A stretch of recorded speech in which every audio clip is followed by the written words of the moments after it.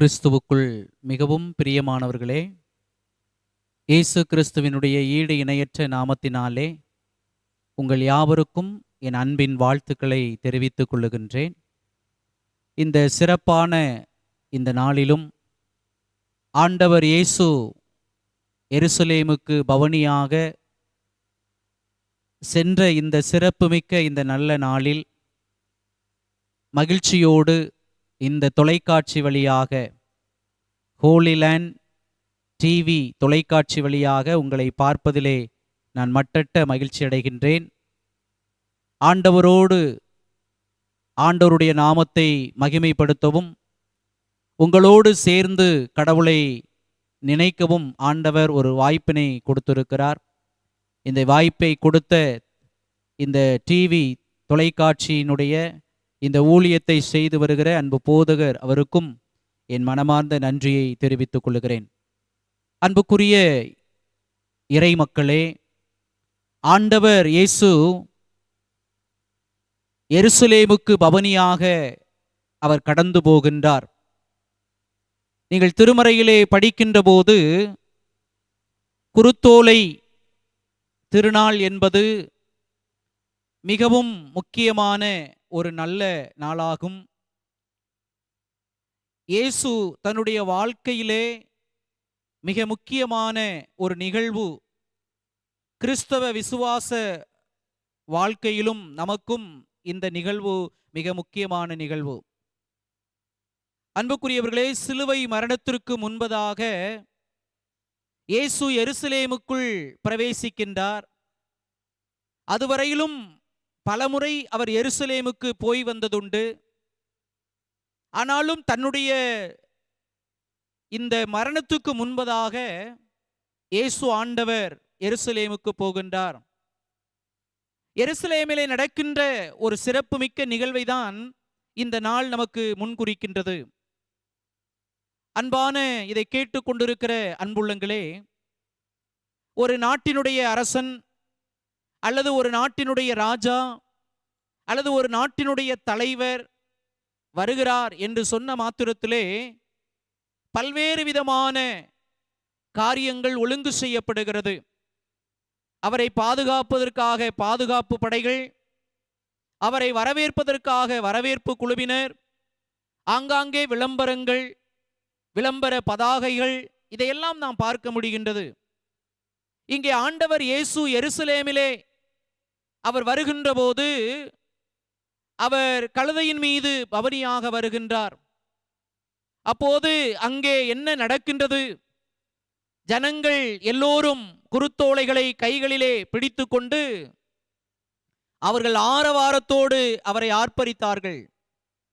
தாவீதின் குமாரனுக்கு ஓசன்னா என்கின்ற அந்த ஆரவாரத்தோடு ஆண்டவரை வரவேற்றார்கள். ஆக இயேசு ஆண்டவருடைய அந்த பாடு, அவருடைய மரணத்துக்கு முன்பதாக நடக்கின்ற இந்த நிகழ்வு மிகவும் ஒரு முக்கியமான நிகழ்வு. இந்த சூழ்நிலையை நீங்கள் பார்க்கின்ற போது எருசலேமுக்குள்ளே அவர் பிரவேசிக்கின்றார். அவர்கள் மேல் அங்கிகளையும் குருத்தோலைகளையும் எடுத்து மரக்கிளைகளை விரிக்கின்றார்கள். என் அருள்நாதர் இயேசு அவர் கழுதையிலே பவனியாக வருகின்றார். அவர் அமைதியின் ராஜாவாக அங்கே வருகின்றார். அன்புக்குரியவர்களே, ஒருவேளை ஒரு தலைவன், ஒரு அரசன், ஒரு ராஜா வருகின்ற வாகனம் எதுவாக இருக்கும் என்று இன்றைய காலநிலையிலே நீங்கள் எண்ணி பாருங்கள். இன்றைக்கு ஒரு அரசன் வருகிறான் அல்லது ஒரு ராஜா வருகிறார் அல்லது ஒரு தலைவர் வருகிறார் என்றால் எதிலே அவர்கள் வருவார்கள் நமக்கு நன்றாக தெரியும். ஆனால் இங்கே அருள்நாதர் இயேசு அவர் குதிரையின் மீது அல்ல, கழுதையின் மீது பவனியாக அவர் வருகிறார். அன்பானவர்களே, போர் வீரராக அல்ல, சமாதானத்தின் ராஜாவாக அவர் வருகிறார். இதோ சகரியாவினுடைய புத்தகத்திலே பார்க்கின்றோம். 9ஆம் அதிகாரம் 9வது இறைவார்த்தை சொல்லுகின்றது, இதோ உன் ராஜா தாழ்மையின் நிலைமையிலே அவர் கழுதையின் மீதும் அவர் கழுதையின் மேலும் ஏறி வருவார் என்று சகரியா தீர்க்கதரிசி சொல்லுகிறதை பார்க்கிறோம். அவ இயேசுவினுடைய வாழ்க்கையிலே எல்லாமே கடவுளுடைய திட்டம். இந்த திட்டத்தை நிறைவேற்றுவதற்காகத்தான் ஆண்டவர் இயேசு இந்த மரணத்துக்கு முன்பதாக அவர் பவனியாக எருசலேமுக்குள் நுழைகின்றார். அங்கே இருக்கிற ஜனங்கள் முன்னடப்பாரும் பின்னடப்பாரும் தாவீதின் குமாரனுக்கு ஓசன்னா என்று சொல்லி குருத்தோலைகளை கைகளிலே ஏந்தி கொண்டு அவர்கள் அங்கே பவனியாக வந்தார்கள். பவனி என்பது எதை குறிக்கின்றது? இன்றைக்கு எல்லா சமயங்களிலும் இன்றைக்கு பவனி என்கின்ற அந்த நிகழ்வை நாம் பார்க்க முடிகின்றது. பிரியமானவர்களே, இங்கே இயேசுநாதருடைய அந்த பவனியிலே பார்க்கும்போது எல்லாரும் மேலங்கிகளை தரையிலே விரித்தார்கள். அவர்கள் ஓலைகளை, குருத்தோலைகளை அவர்கள் கைகளிலே பிடித்து கொண்டு ஓசன்னா என்று சொன்னார்கள். அவர் வெற்றியின் அரசராக, வெற்றியின் ராஜாவாக அங்கே பவனியாக வருகின்றார். அவருடைய வரவேற்பை பார்க்கின்றோம். அவருக்கு எவ்வளவு அமோகமான வரவேற்பு அங்கே வழங்கப்பட்டது என்பதை நாம் பார்க்கின்றோம். ஆகவே இதை கேட்டுக்கொண்டிருக்கிற என் அன்பு உள்ளங்களே, இன்றைக்கு குருத்தோலைகளை கைகளிலே பிடித்து கொண்டு கிறிஸ்தவர்களாகிய நாம் சபை பாகுபாடின்றி, சபை பிரிவினைகளின்றி எல்லோரும் இணைந்து பவனியாக கடந்து செல்லுகின்றோம். தாவீதின் குமாரனுக்கு ஓசன்னா என்ற வார்த்தையை சத்தமாய் உரக்கவாய் சொல்லி நாம் பவனி சென்று வருகின்றோம். இது எதை குறிக்கின்றது? ஆண்டவர் இயேசுவினுடைய அந்த மரணத்தை முன்குறிப்பதாக இருக்கிறது. மரணத்தை தாங்குவதற்கு முன்பதாக, அவர் மரணத்தை ஏற்றுக்கொள்வதற்கு முன்பதாக இந்த நிகழ்வு அங்கே எருசலேமிலே நடக்கின்றது. எனக்கு அருமையான இதை கேட்டுக்கொண்டிருக்கிற என் அன்பு உள்ளங்களே, இந்த நாளின் சிந்தனை அல்லது இந்த நாளின் நிகழ்வு நமக்கு எதை முன்வைக்கிறது என்று சொன்னால், குருத்தோலைகளை பிடித்து கொண்டு அவர்கள் கடவுளுக்கு பின் சென்றார்கள். குருத்தோலைகளை பிடித்து கொண்டு ஜனங்கள் அவருக்கு பின் சென்றார்கள். குருத்தோலைகளை பிடித்து கொண்டு அவருக்கு முன் சென்றார்கள். குருத்தோலைகளை பிடித்து கொண்டு அவர்கள் கடவுளுடைய அந்த பவனியிலே அவர்கள் பங்கு பெற்றார்கள். அன்புக்குரியவர்களே, இன்றைக்கு நம் ஆண்டவர் அவர் எருசலேமில் அவர் சென்ற அந்த பவனியை, அந்த வெற்றியின் பவனியை, அந்த வெற்றியினுடைய அந்த அடையாளத்தை இன்றைக்கு நாம் முன்னெடுத்து செல்லுகின்றோம். இன்றைக்கு நாமும் மகிழ்ச்சியோடு குருத்தோலைகளை கைகளிலே பிடித்து கொண்டு நாம் தாவீதின் குமாரனுக்கு ஓசன்னா, தாவீதின் குமாரனுக்கு ஓசன்னா என்கிற அந்த வெற்றி முழக்கத்தோடு நாம் பவனி சென்று ஆண்டவருடைய நாமத்தை நாம் மகிமைப்படுத்துகின்றோம். ஆகவே அவர் ஏறி வந்த வாகனத்தை ஒரு முறை கூட நீங்கள் எண்ணி பாருங்கள். ஒரு அரசன், ஒரு ராஜா, இந்த உலகத்திலே ஒரு தலைமைத்துவத்திலே இருக்கக்கூடிய ஒருவர் தன்னுடைய தலைமைத்துவத்தினுடைய அதிகாரத்தை எப்படியும் பயன்படுத்தலாம். தன்னுடைய தலைமைத்துவத்தினுடைய அதிகாரத்தை அவர்கள் எந்த வகையிலும் அவர்கள் பயன்படுத்தலாம். ஆனால் நம் அருள்நாதர் இயேசு தாழ்மையின் அடையாளமாக, ஏழ்மையின் அடையாளமாக அவர் கழுதையை வாகனமாக தெரிந்து கொண்டார். கழுதையை அவர் வாகனமாக தெரிந்து கொண்டார். இந்த கழுதையை குறித்து நீங்கள் கேட்டிருப்பீர்கள்.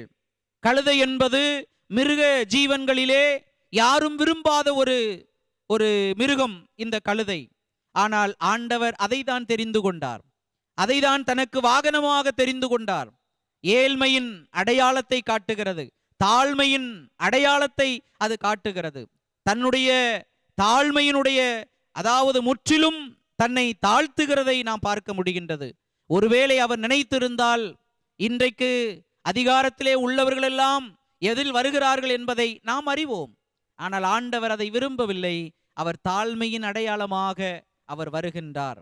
இன்று இதை கேட்டுக்கொண்டிருக்கிற என் அன்பு தேவ பிள்ளைகளே, இன்றைக்கு ஆண்டவர் இயேசு இந்த உலகத்திலே என்னை இரட்சிக்கிறவர், என்னை மீட்கிறவர், அவருக்கு ஓசன்னா என்று சொல்லி உரக்க சத்தமாய் இன்றைக்கு சொல்லி கடவுளை மகிமைப்படுத்தி ஆண்டவருடைய பிள்ளைகளாய் ஜீவிக்கின்ற நாமும் நம்முடைய வாழ்வில் தாழ்மையின் அடையாளத்தை, தாழ்மையின் ஏழ்மையின் அடையாளத்தை நாம் தெரிந்து கொள்ள இந்த நாளிலே நாம் அழைக்கப்படுகின்றோம். இதை கேட்டுக்கொண்டிருக்கிற, இதை தொலைக்காட்சியின் வழியாய் இதை பார்த்து கொண்டிருக்கிற என் அன்பு உள்ளங்களே, நம்முடைய வாழ்வை ஒரு கணம் நாம் சீர்தூக்கி பார்ப்போம். இன்றைக்கு இந்த குருத்தோலை திருநாளிலே, இந்த குருத்தோலை மகிமை நிறைந்த இந்த நல்ல நாளிலே நாம் எண்ணி பார்ப்போம். குருத்தோலைகளை நீங்கள் உற்று பாருங்கள். இந்த குருத்தோலைகளை நீங்கள் கவனித்து பாருங்கள். அது எப்போதும் குருத்தோலை என்ன செய்யும்? வெள்ளை நிறத்திலே தான் குருத்தோலை இருக்கும். இந்த குருத்தோலையானது வெள்ளை நிறத்தில் தான் இருக்கும். அது குறிப்பிட்ட நாட்களுக்கு பின்புதான் அதனுடைய நிறம் மாறி பச்சை நிறத்திற்கு அது வரும். அருமையானவர்களே, வெள்ளை நிறம் குருத்தோலை குறிக்கிறது. இன்றைக்கு நம்முடைய வாழ்விலே குருத்தோலை நமக்கு சொல்லித் தருகிற பாடம், இன்றைக்கு நம்முடைய வாழ்வில் தூய மனதுடன் தூய உள்ளத்துடன் வாழ வேண்டும் என்பதை குருத்தோலை நமக்கு கற்றுத்தருகிறது. ஏதோ கரங்களிலே பிடித்தோம், ஆலயத்திலே சென்று வந்தோம் என்று விட்டு விடாமல் நம்முடைய வாழ்வில் இந்த குருத்தோலை நமக்கு சொல்லித் தருகின்ற பாடம், இந்த குருத்தோலை வெண்மை நிறமுடையது. அவனமாக நீங்களும் நானும் இறைமக்களாகிய நாமும் வெண்மை அதாவது தூய்மை, அதாவது நம்முடைய வாழ்விலே வெண்மை நிறம் உள்ள மக்களாக, வெள்ளை உள்ளம் கொண்ட மக்களாக வாழ்வதற்கு நாம் அழைக்கப்படுகின்றோம். ஆகவே இந்த பவனி தாழ்மையின் அரசனாக, இந்த உலகத்தின் மக்களை ரட்சிக்கின்ற மீட்பராக அவர் பவனியாக எருசலேமிலே கடந்து வந்த இந்த நல்ல நாளில் அந்த சிந்தனையை நம்முடைய வாழ்வில் எண்ணி நாமும் உணர்ந்து வாழ்வோம். நாமும் இந்த நல்ல நாளில், இந்த குருத்தோலை திருநாளில் நம்முடைய வாழ்விலும் ஒரு கணம் நம்மை ஆராய்ந்து பார்ப்போம். அதுதான் இன்றைக்கு நமக்கு அருள்நாதர் இயேசு நமக்கு கொடுக்கின்ற அழைப்பு. என் அன்பு தேவ பிள்ளைகளே, உங்கள் யாவரையும் இந்த நல்ல நாளில் வாழ்த்துகிறேன். குருத்தோலை செய்தியை உங்களோடு பகிர்வதிலே நான் மட்டற்ற மகிழ்ச்சி அடைகின்றேன். அன்பானவர்களே, இந்த வாய்ப்பினை கொடுத்த அருமையான இந்த தொலைக்காட்சி நிறுவனத்திற்கும், என்னை அன்போடு அழைத்து என்னை பயன்படுத்துகின்ற கடவுளுக்கும், நான் பணியாற்றி கொண்டிருக்கிற என்னுடைய திருச்சபையின் சார்பிலே, கல்வாரி லூதரன் திருச்சபை சார்பிலே உங்கள் அனைவருக்கும் என் அன்பு கலந்த வாழ்த்துக்களை தெரிவித்துக் கொள்ளுகிறேன். கடவுளின் ஆசீர்வாதம் உங்கள் அனைவரோடும் தங்கியிருப்பதாக. ஆமேன்.